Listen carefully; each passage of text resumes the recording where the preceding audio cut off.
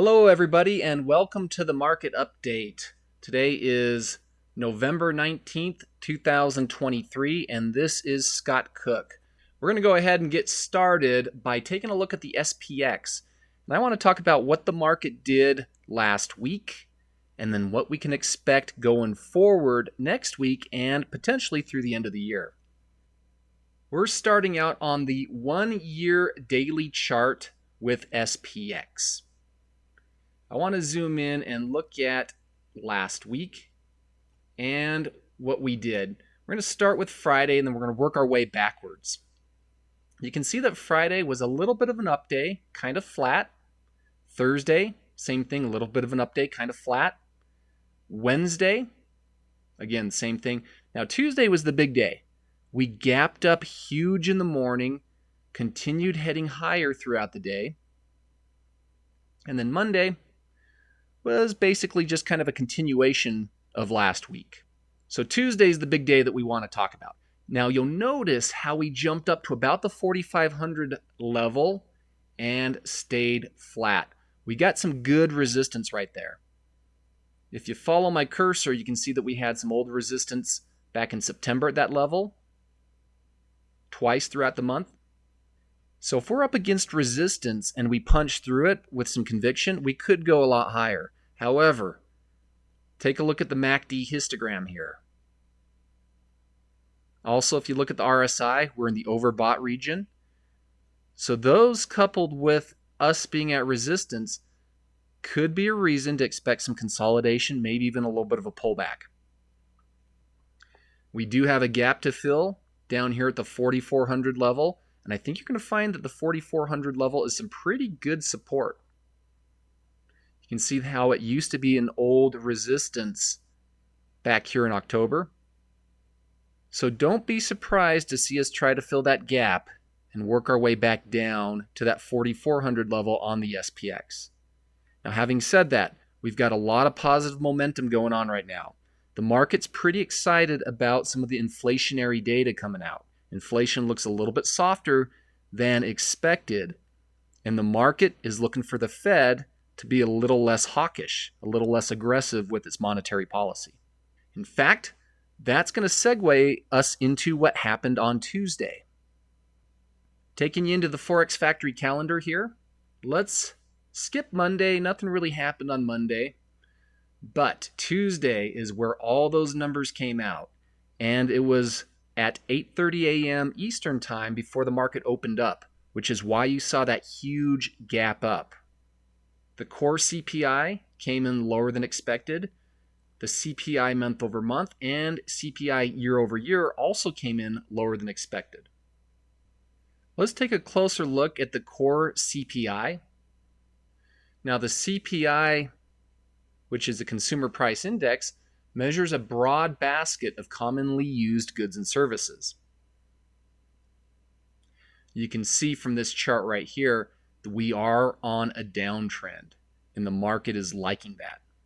So not only did that move the market much higher, but interest rate traders pretty much factored in that the Fed is not going to be doing any more rate hikes. You'll see right here that the Chicago Fed President Austin Goolsbee called that report a slow but clear progress on getting inflation back to healthy levels. So the market pretty much believes that the Fed is done tightening monetary policy. But keep in mind that last week, Fed Chair Jerome Powell kind of made the market nervous when he said that him and his fellow policymakers aren't convinced that they've done enough to get inflation back down to the 2% annual rate, and they're very willing to raise rates if more progress isn't made.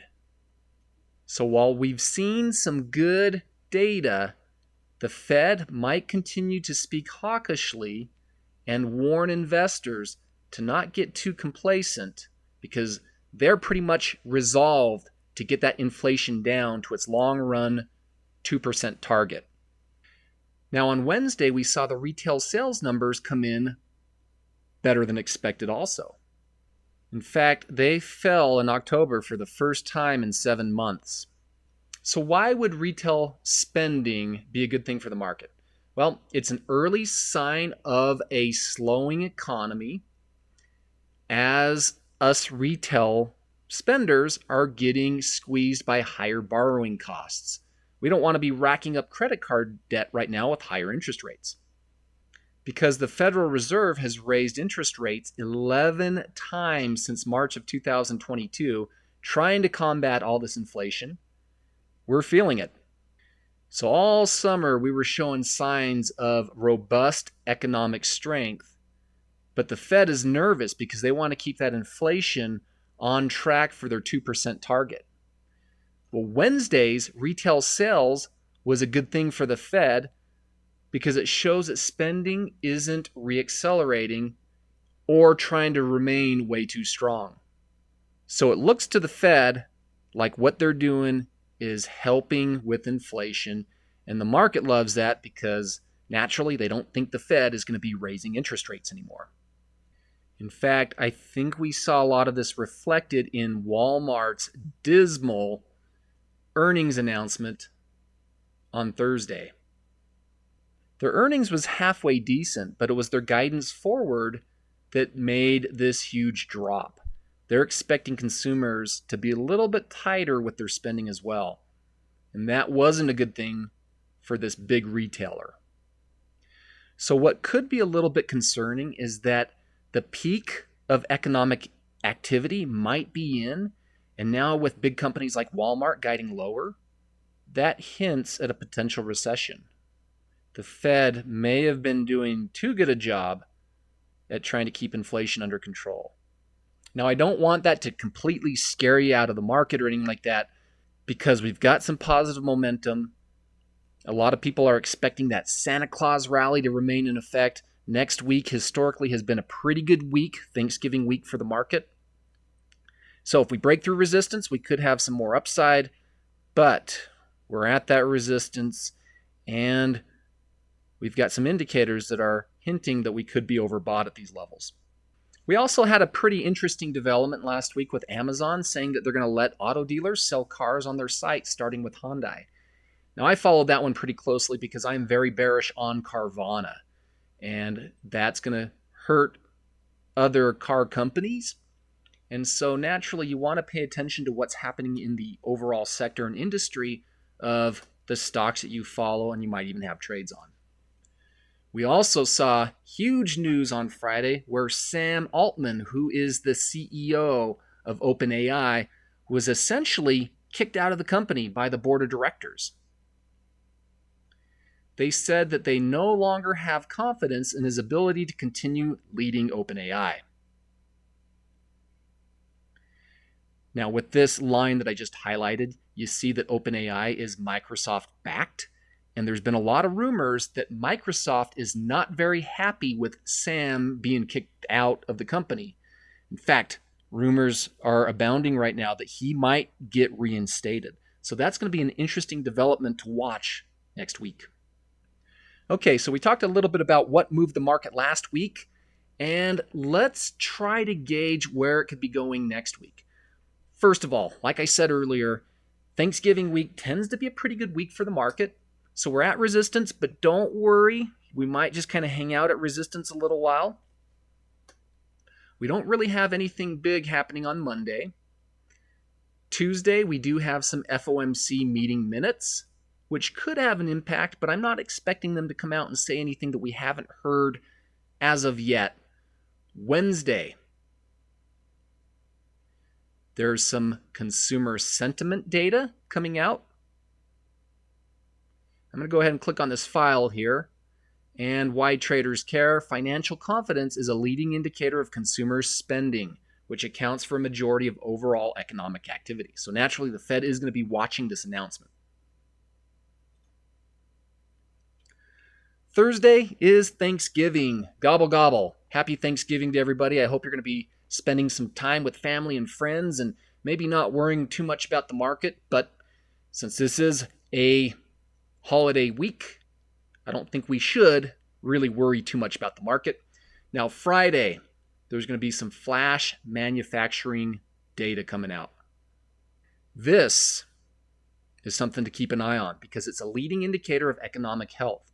Businesses tend to react quickly to market conditions, and their purchasing managers hold perhaps the most current and relevant insight into the company's view of the economy. These guys are paid big bucks to be good at what they do, and naturally, everybody's going to be watching this data and giving some more indications on what's happening with inflation and consumer spending. So I just want to finish off this market update by doing a little bit more technical analysis. Let's go back to our good old friend, the SPX. And don't be shy about taking a look at the bigger picture. So we've been looking at the 1-year daily chart, but let's go to a 3-year weekly.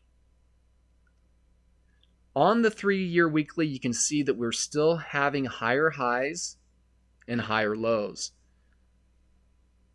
A higher high could break us through this resistance into some all-time highs. And you'll see that these indicators aren't showing signs of a slowdown yet. I think most people are expecting the market to remain strong, keep up some of this positive momentum at least through the end of the year. But as I said earlier, going back to the 1-year chart, we've already had a pretty good run. No market or no stock goes straight up or straight down, and we've gone pretty straight up for the last month and a half. So maybe some consolidation, a slight pullback, a move back down to at least close the gap that we had on Tuesday isn't out of the question. Now, does that happen next week, or does it happen in early December?